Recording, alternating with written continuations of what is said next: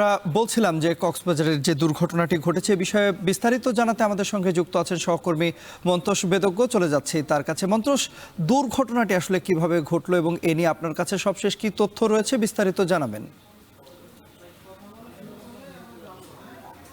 তন্ময়, কক্সবাজারের রামু উপজেলার পানিরছড়ার যে এলাকাটিতে আসলে দুর্ঘটনাটি সংঘটিত হয়েছে সেটি একেবারে অরক্ষিত বলা যায়। সেই জায়গাটিতে যে রেল ক্রসিং রয়েছে সেখানে কোনো গেট নেই, কিংবা রেলওয়ের কিন্তু কোনো কর্মী সেই জায়গাটিতে নেই। এটির কারণে মূলত তারা যে একটি ট্রেন আসার যে শব্দ পাওয়া যায় সেটি কিন্তু তারা সেই সংকেতটি তারা পাননি, এবং সিএনজিটি আসলে এই রাস্তাটি অতিক্রম করার চেষ্টা করছিল যখন কক্সবাজার এক্সপ্রেসটি ঢাকার উদ্দেশ্যে কক্সবাজার থেকে ছেড়ে এই জায়গায় এসে আসলে এই জায়গা দিয়ে ছুটে যাচ্ছিল। এই মুহূর্তেই সিএনজিটিও আসলে লেভেল ক্রসিং পার করছিল, কিন্তু তারা পূর্ব মুহূর্তে আসলে কোনো ধরনের সংকেত না পাওয়ার কারণে এই দুর্ঘটনাটি হয়েছে বলে এখানকার স্থানীয়রা আমাদের জানিয়েছেন। এবং এই যে দুর্ঘটনা, এটির জের ধরে কিন্তু আমরা দেখছি যে পরবর্তীতে যে কক্সবাজার ঢাকা থেকে কক্সবাজারগামী আরেকটি ট্রেন, সেটি কিন্তু প্রায় 1.5 ঘন্টা ধরে এখানে কক্সবাজারের রামুর যে ধলিরছড়া এলাকা, এই এলাকাটিতে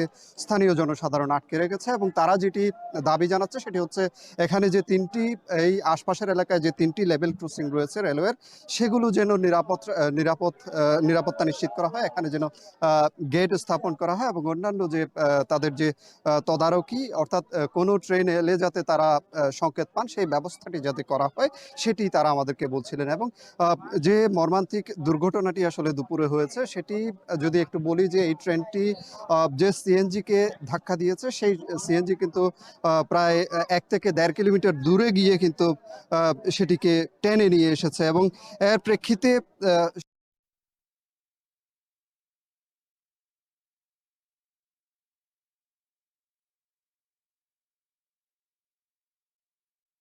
এক পরিবারের 4 জন নিহত হয়েছে, এর মধ্যে 2 জন বোন রয়েছেন, এবং এক বোনের সন্তান রয়েছেন আরো 2 জন। সব মিলে সিএনজি চালক সহ আসলে 5 জন নিহত হয়েছেন বলে ঢাকার স্থানীয়রা আমাদেরকে নিশ্চিত করেছেন। এবং সব মিলে এই মুহূর্তে এখন পর্যন্ত এখানে সেনা সদস্যরা রয়েছেন, র্যাব সদস্যরা ঘটনাস্থলে এসেছেন, যাতে কক্সবাজারমুখী যে ট্রেনটি এই মুহূর্তে এই জায়গাটিতে আটকে রেখেছে স্থানীয় জনতা, সেটি যেন আবার ছেড়ে দেওয়া হয় সেই চেষ্টাটি তারা করছেন।